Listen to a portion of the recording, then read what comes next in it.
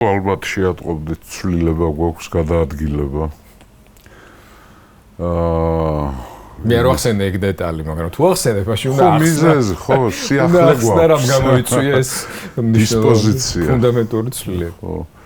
იმიტომ რომ ახლა ეს რუკა, რომელიც გვაქვს, ჩვენ უმეტესილად ამ რუკის მარცხენა ნაწილი დაგვჭირდება, უფრო მეტად გაცილებთ, ვიდრე მისი მარჯვენა ნაწილი, ხო?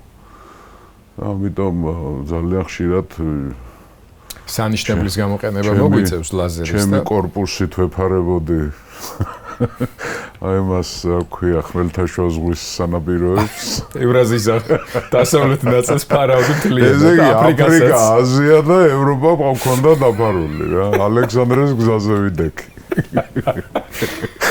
ივან ხმლით და მე ასე გიორგისთან ერთად გადავწყვეტე შენი მონუმენტური ფიგურით ასე ვთქვა კარგია ხო და უფრო საინტერესო რო იყოს და უფრო თვალსაჩინოება რო გქონდეს, იმიტომ რომ გეოგრაფია შემოდის, თქვათ ასე ექშენი შემოდის ძალიან. მოძრაობა,